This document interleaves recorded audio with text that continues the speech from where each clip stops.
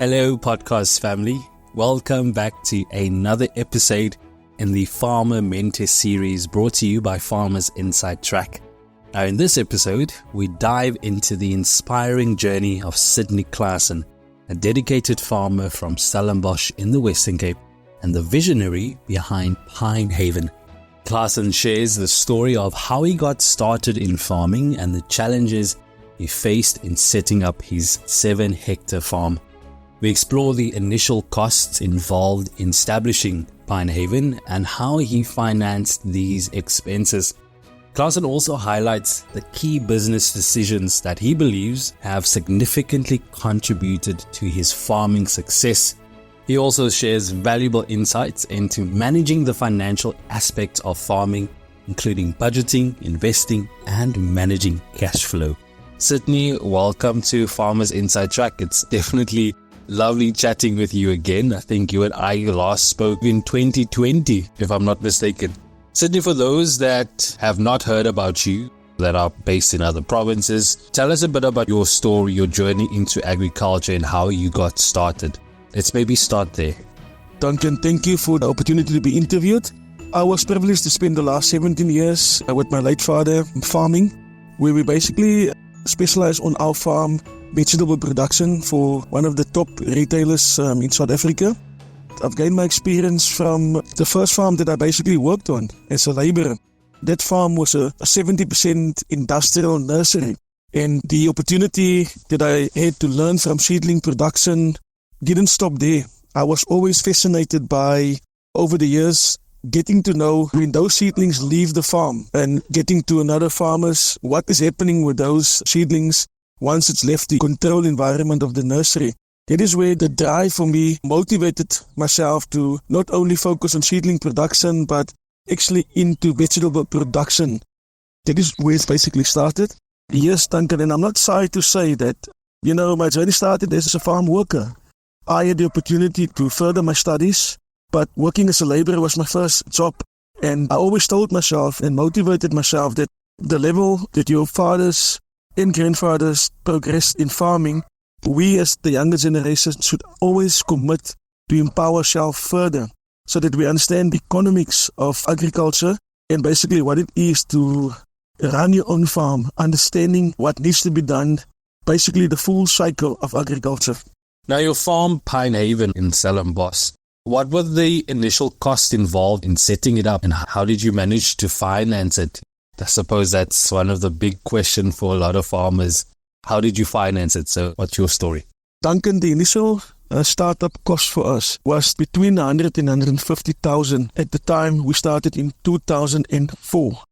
I had to dig deep in my own pockets. I had to choose between a nice bakkie or buying seedlings, irrigation and fertilizer to start the operations. And because we focus on sawday crops, vegetable production, it's a 12 months of the year operation. So there's a continuous flow of tractors that must operate. There's a continuous amount of labor that must be present on the farm. And also your condition of your soil, the pH condition of your soil should always be on a level that it should be always ready for the next crop that must come in. The initial cost for us was around that amount, and it wasn't easy at the time. I had to take a calculated risk. It was then easier after we put in money out of our own pockets to work with different stakeholders and the Department of Agriculture, because we basically proved and showed them that we're basically starting and doing things for ourselves first before they basically came and joined us and worked together with us. I suppose with any farming business, the key to success is the farming practices and techniques that a farmer chooses to implement. On your farm, what are some of the farming techniques and practices that you have found most effective when operating? Some of the practice that we apply today, it's much different to the 5 or 7 years ago. We believe that because we have a good relationship with offset market, we believe in doing what is best for nature. With that, we don't apply any herbicides. We don't apply any chemical for that matter that can be harmful for human consumption or that is in line with our global gap standards that we applied on the farm. And a lot comes from what our client needs and require for us to do. We've moved away from your normal overhead sprinkler irrigation to 70% of the farm under drip irrigation. It helps with your fertigation system so that you can reach to your plants in a shorter period of time and more effectively. And also the type of fertigation that we use is that we put a lot into our soil. We believe that the amount of natural composting that we can put in the soil will over time result in a better yield for us than your normal conventional fertilizer that you can basically apply, granule fertilizer for that matter. So we believe in putting more into the soil naturally and also our growing cycle. So we have an intercrop system that we apply, and that we apply a good crop rotation system on the farm so that you plant a certain crop that basically after it's been harvested and once it's put back into the soil will leave enough, for example, natural fertilizer for the next crop that you're going to plant after that. So what we normally do in summer is we plant a lot of green beans, and after you finished your harvesting the green beans, we don't plow our land. We basically rotivate it in so that it can rest in there, decompose, and be ready for our next planting, which will, for example, be baby marrows. And it will also help in reducing the amount of money you spend on conventional fertilizer for that matter. What about markets, Sydney? We often hear horror stories about how farmers dive headfirst into agriculture without establishing markets. How did you initially find markets for your agricultural products, and what strategies have you used to expand your market reach? That is what any farmer should basically ask himself even before planting. Before putting seeds in the soil or seedlings, you need to know that where is your crop? Who's going to be your offtake on your crops? And that is a question that we always ask ourselves at Pinehaven. We are fortunate that we've worked hard to obtain these two offset agreements that we have.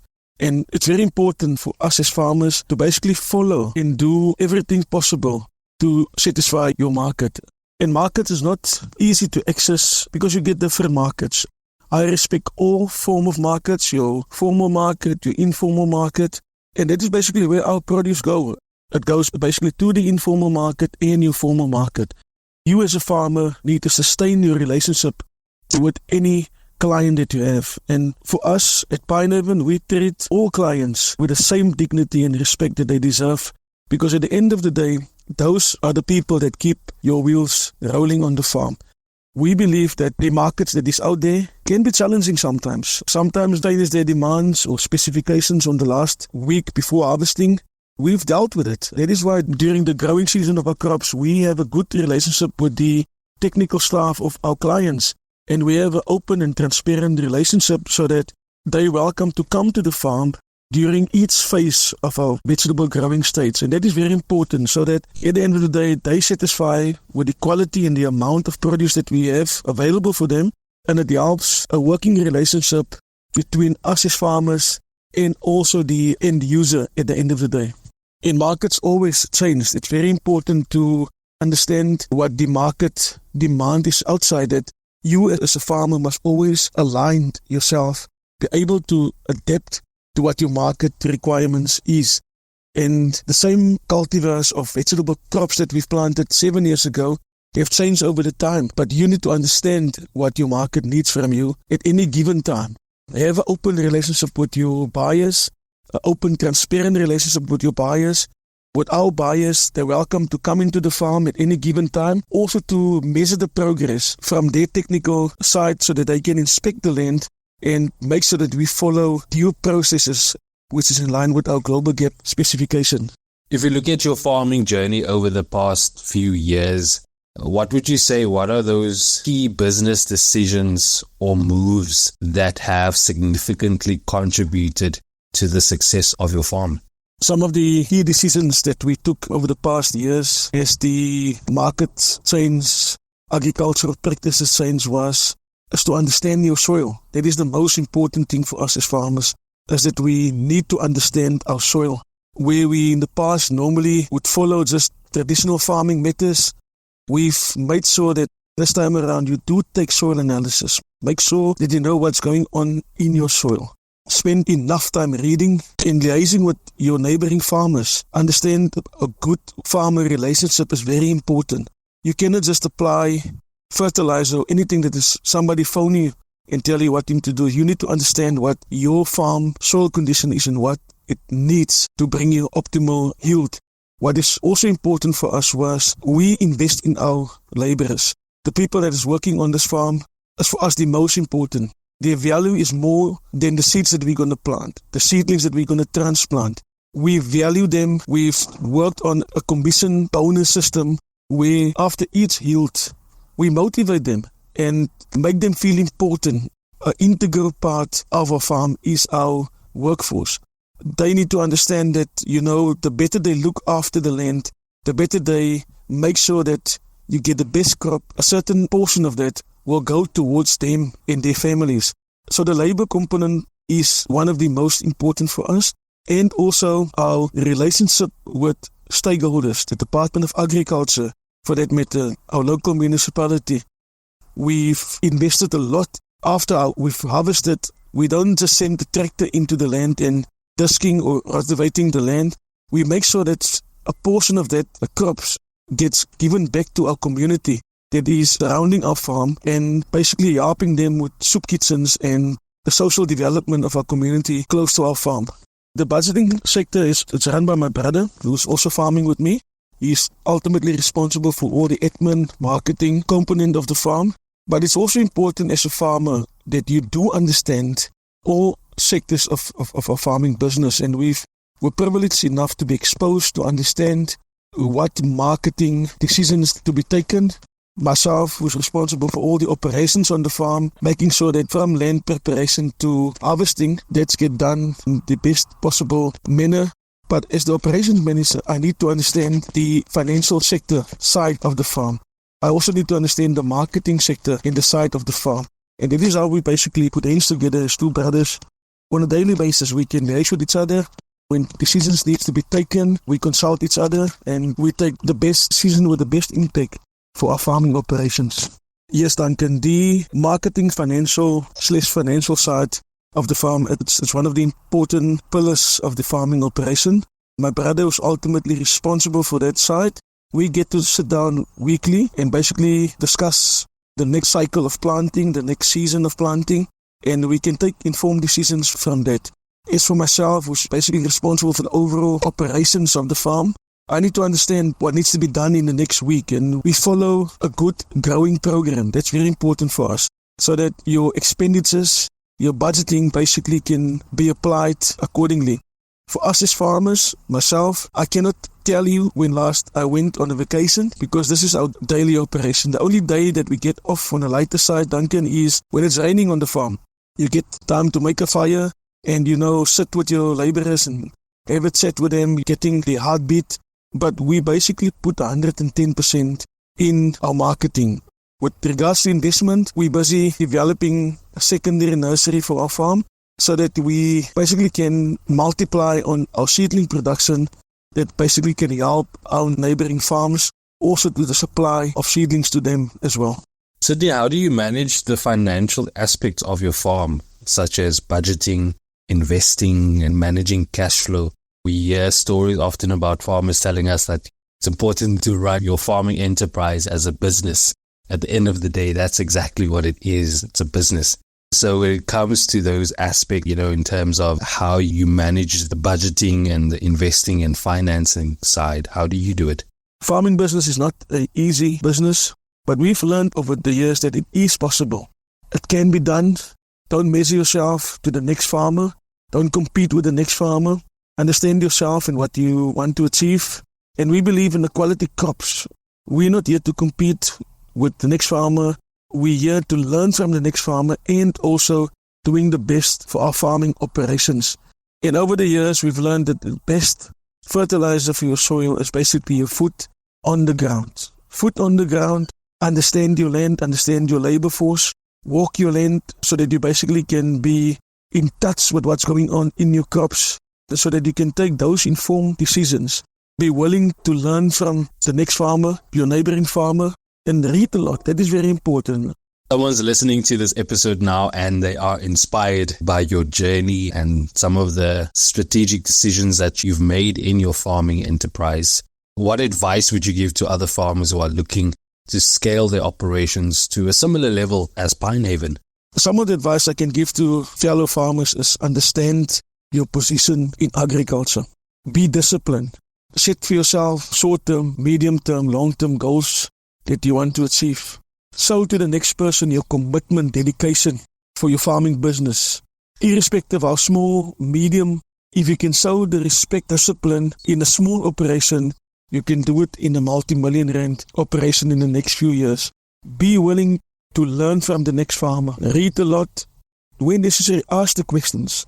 Never be shy to ask the question if you don't understand something.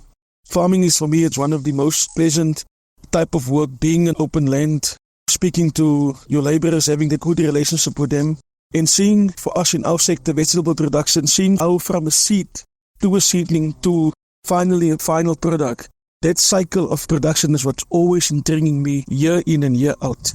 Now, I'm sure you are far from done dreaming. You've achieved quite a lot in your agricultural journey over the past few years. What are your future plans for your farming enterprises? Are there fields, new crops or markets that you are looking to explore?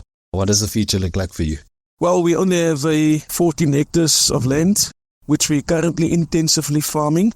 If I can farm on another 150 hectares tomorrow with the same commitment that we have, by all means, that is my dream, is to make sure that I can contribute to food security, the business Pinehaven, be able to create 100 to 200 more employment opportunities tomorrow. And obviously, having built on our relationship with our community, having to put and invest more in our community surrounding our farm. We have a passion for farming and specifically vegetable production. We love growing vegetables 12 months of the year. There's no off week or off month on the farm. We basically produce 12 months of the year. And if I can multiply the operations that we are doing now with the blessing of a offset market for us, I will be grateful for that. Yes, and we are always open to be learned, more innovative ideas and basically build on what we've already achieved over the past years. Instead of having 5 lines of vegetables, we will basically look at further or multiply those lines or different crops to our operations, which there's always a demand for. But we need to do the best in what is at our disposal, and that's what we're doing at the moment, is to optimally utilize the available land that we have and using the best practice, in line with our Global Gap certification. As Pinehaven, we believe in a good, healthy family life, and always, whatever decision we take, we recognize our Heavenly Father first, and we consult and always ask His guidance in the decision that we basically take in our business operation, because at the end of the day, coming from a healthy family or household, you will bring that positive energy to the farm. Very important. I have the support of my wife, my mother that is still busy, still involved in the farming, and just build a better working relationship, working together, respecting each other in decisions that we take, and making the business work. That's very important for us. Obviously, from where we are, basically go into export. There's always a need for different crops over the different sector of the world. That was, of course, Sydney Claassen, a farmer based in Stellenbosch and owner of Pinehaven Farm. You can, of course, read more on this by visiting www.foodformzansi.co.za. And that's a wrap. Thank you so much for listening, and remember to subscribe to our podcast on your favorite platform so you never miss any of the episodes. But from me, Duncan Masiwa, our technical producer Megan van der Vent, and the rest of #Team Food for Mzansi, thanks for listening.